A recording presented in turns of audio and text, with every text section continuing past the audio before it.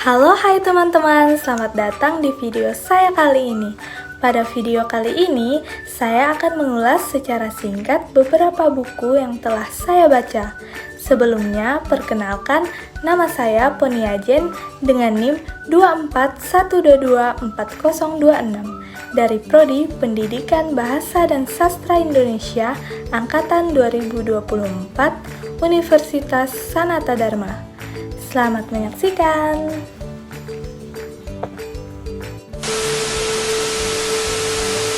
Untuk yang pertama, saya akan mengulas novel fiksi yaitu Malioboro at Midnight.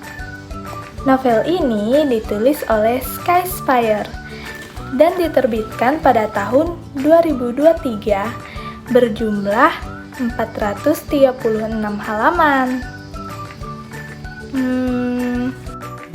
Cerita awal novel ini adalah Serana yang jatuh cinta kepada seorang Richard, si pengamen jalanan yang ia temui pada saat SMA. Richard mampu membuat hidupnya Sera berwarna. Sera sangat bahagia bersama Richard. Namun, kebahagiaan itu harus sirna dikala Richard menaiki tingkat kepopularitasannya. Richard menjadi seorang artis karena karya dan suaranya yang sangat merdu dan enak untuk didengar. Sejujurnya, Sera sangat senang bahwa pacarnya sekarang menjadi sukses dan dapat menggapai seluruh mimpinya. Tetapi Richard melupakan siapa yang merakit sayap-sayapnya dulu, yang membawanya naik ke atas seperti sekarang ini. Richard lebih mementingkan kepopularitasannya dan rela mengabaikan pesan dari Sera. Setiap hari Sera menunggu balasan dari Richard. Sera yang larut dalam kesedihannya selalu dipaksa untuk mengerti kondisi Richard yang selalu jauh darinya. Sera lelah setiap hari harus sendirian menahan rindu, dan lelah menunggu balasan pesan dari kekasihnya yang selalu sibuk setiap hari. Bagi orang lain, malam adalah waktu terbaik untuk beristirahat. Namun berbeda dengan yang dilakukan Sera. Malam adalah waktunya untuk menangisi hidup dan menangisi hubungannya dengan penyanyi terkenal. Hingga pada suatu malam, Sera ingin mengakhiri hidupnya karena konflik yang setiap hari terjadi. Sampai kelelahan ini membuatnya bertemu dengan seorang Malioboro Hartigan. Awal pertemuan Sera dan Malioboro terbilang sangat buruk dan tidak baik-baik saja, sampai Sera sangat membenci Malioboro dan tidak menyukainya, karena Malioboro membuat pintu kamarnya rusak. Tetapi siapa sangka karena kebencian itu malah membuat mereka semakin lama semakin dekat. Malio sangat penasaran dengan latar belakang Sera, dan saat mengetahui semuanya, Malio mulai empati dan kasihan kepada Sera. Malioboro menawarkan menjadi teman Sera dan mengubah kesedihan Sera menjadi lebih baik. Dan dari situlah kisah percintaan mereka dimulai. Pada awalnya, Malioboro mendekati Sera hanya karena ia kasihan kepada Sera. Tetapi bagaimana jika perasaan kasihan tersebut berubah menjadi cinta? Malio sebenarnya jatuh cinta kepada Sera dan membutuhkan Sera di hidupnya. Walaupun Malioboro sudah tahu sebenarnya Sera sudah memiliki seorang kekasih, yaitu Richard. Hubungan jarak jauh antara Sera dan Richard selalu tidak berjalan mulus karena ada saja hal yang membuat hati mereka terluka. Sampai seorang Malioboro atau orang ketiga turut tangan menyampuri hubungan antara mereka. Sebenarnya Malioboro hanya menginginkan Sera bahagia dan tidak bersedih setiap hari. Sudah itu saja yang Malio inginkan. Namun sekarang berubah. Ia menjadi serakah dan menginginkan Sera masuk ke dalam hidupnya. Menurut saya, tokoh yang menarik di dalam novel ini adalah Malioboro. Karena ia memiliki sifat yang penyayang, pengertian dalam hal-hal kecil dan humoris, selalu membuat suasana yang bahagia dan lucu. Buku ini sangat saya rekomendasikan untuk kalian baca, terutama untuk yang sedang jatuh cinta dan ingin membaca novel yang bergenre romance. Saya memberi rating dan penilaian kepada buku ini 4 dari 5. Selanjutnya, saya akan mengulas buku non-fiksi yang berjudul Kepak Sayap 22 Kisah Perempuan Indonesia Menembus Batas 5 Benua. Buku ini diterbitkan pada tahun 2014 dan memiliki 274 halaman yang ditulis oleh Christina Budiati. Buku ini juga ingin mengungkapkan bahwa semua orang memiliki kesempatan yang sama. Begitu pula dengan 22 orang Indonesia ini.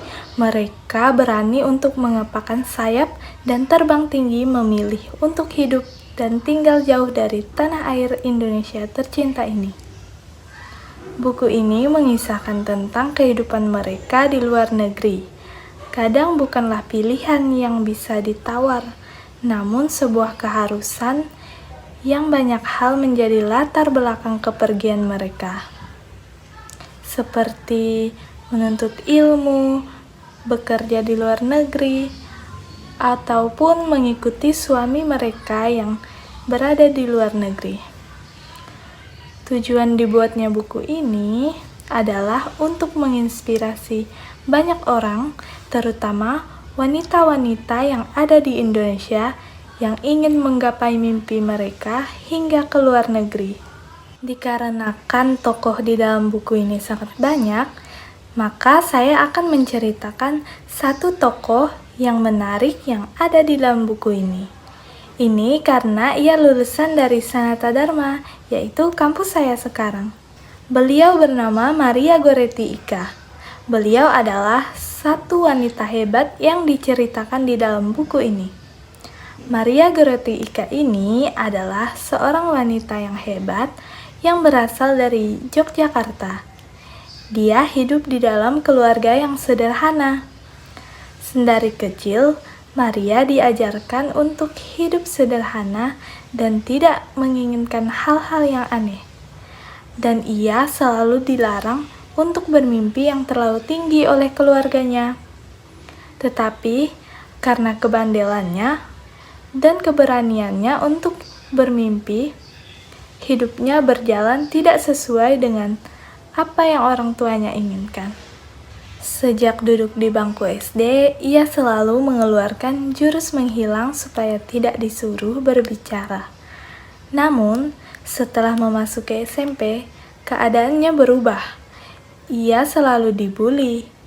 Entah mengapa setiap kali ia lewat, para anak lelaki selalu tertawa dan melemparkan ejekan kepadanya, yang membuatnya merasa tidak percaya diri setiap harinya.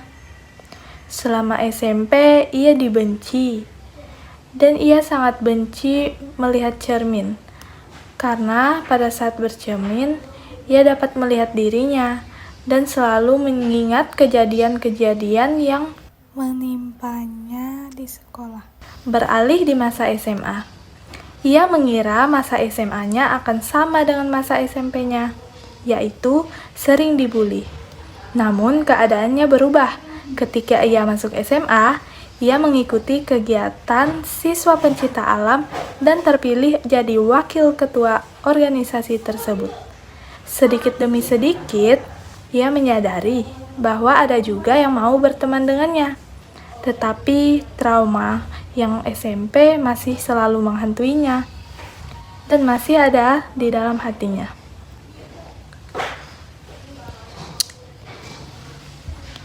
Selanjutnya, memasuki masa kuliah, ia mulai aktif berorganisasi. Selain bergabung di kegiatan mapan ataupun mahasiswa pecinta alam, ia juga bergabung dalam kerelawanan internasional. Dengan banyak kegiatan yang melibatkan masyarakat dan ketertarikannya, di situ mulai membesar.